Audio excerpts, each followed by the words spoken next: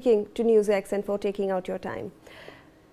In fact, we have some breaking news coming in from Pakistan's capital, Islamabad. Unconfirmed reports are emerging of an attack on special military facilities in the city, according to multiple social media posts, and which are circulating primarily from unverified accounts. Facilities referred to as Atomic were reportedly targeted near the Faizabad area, adjacent to Tabassum Road, about 6 kilometers from the Prime Minister's office. The claims describe the incident as involving suicide drone attacks, with reports of heavy casualties among personnel. Some posts attribute the strikes to Afghan sources or drones. Let me, in fact, go across to my colleague Yash Ahuja, who will show you the details of that on the map.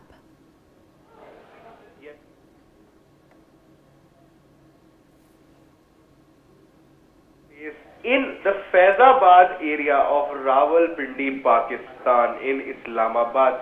Now what we have on our map, on our screen, is a map of Islamabad. If we zoom out a little, this is where the Pakistan monument is. This is where the Shakar Paryan viewpoint is. This is the heart of Pakistan. You see big places like the Islamabad Club, like Shifa International Hospital, like Children's Park, like the Excise and Taxation Department, like big universities. This is where the attack took place. Now let's zoom into the Faizabad area where these reports are coming in from. Now, according to reports, there was a facility located adjacent to the to a road. Now this is what we are decoding as the road, and this is what we are decoding as the facility that was, according to reports, quote unquote named as Atomic. Now these reports have claimed that an Afghan jet has struck this exact area in Faizabad of Islamabad. Now remember, this is just 6.5 kilometers away from Pakistan Prime Minister's residence. If we zoom out a little, this is where the Rawalpindi cricket stadium is, this is where the Kachnar Park is, and this is where the Pakistani Prime Minister lives. So zooming in, this is the road that was claimed in the report that an attack took place, and this is what we are decoding as the facility that was struck by Afghanistan. Back to you.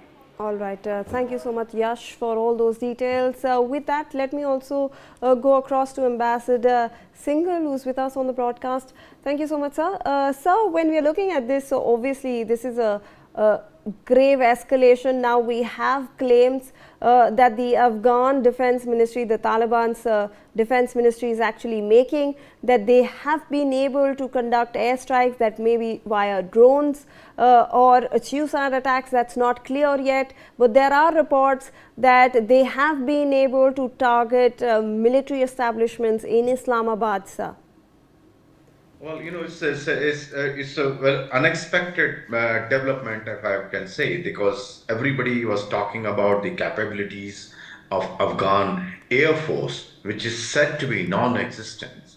If they are able to strike that far into Pakistan, either by drone or, as you said, unconfirmed, that how it has been achieved. But it clearly shows their capabilities and vulnerability of Pakistan, and also escalation, because they are giving tit for tat.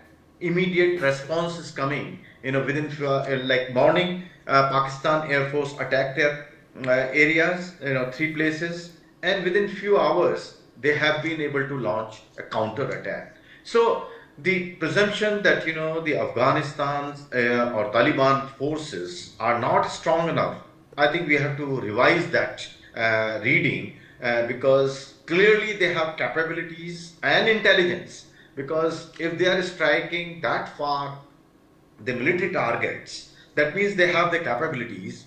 And I think it's certainly Pakistan has to rethink about its strategy. And they have to be very careful if whether they want to really escalate with Afghanistan this issue, or they want to go on top, as being urged by Turkey and other countries.